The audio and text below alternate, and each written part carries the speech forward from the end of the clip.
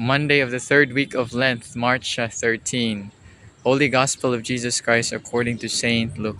Jesus said to the people in the synagogue at Nazareth, Amen, I say to you, no prophet is accepted in his own native place.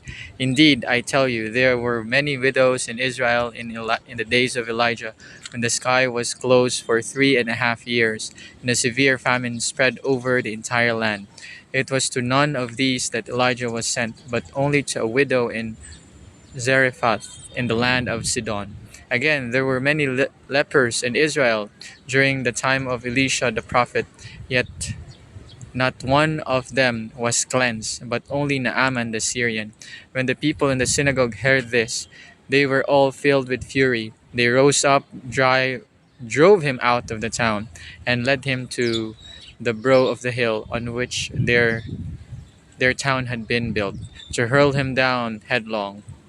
But he passed through the midst of them and went away. Reflection from St. Ambrose.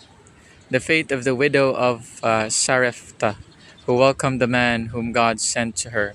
At the time when the whole human race was afflicted by famine, Elias was sent to a widow, and see how for each is reserved her own special grace. An angel is sent to the virgin, a prophet to the widow. In the one case, it is Gabriel, in the other, Elisha. The most excellent chiefs of the number of angels and prophets are seen to be chosen. But there is no praise simply in widowhood, unless there be added the virtue of widowhood.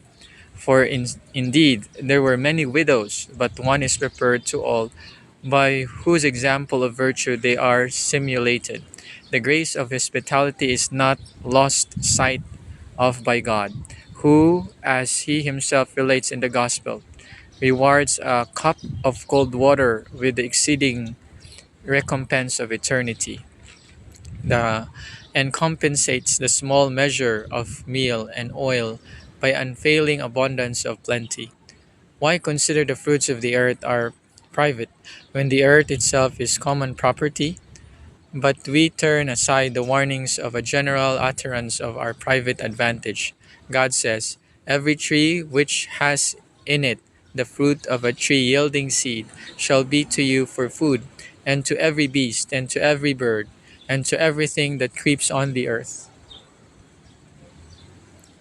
By heaping up we come to want and need, for we cannot hope for the promise if we do not keep God's will.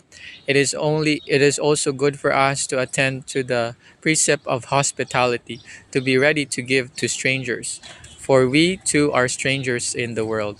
How holy was that widow who, when pinched by extreme hunger, observed the reverence due to God.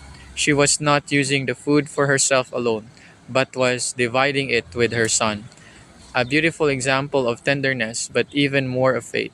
She would not have set anyone before her son, yet she set the prophet of God before her own preservation.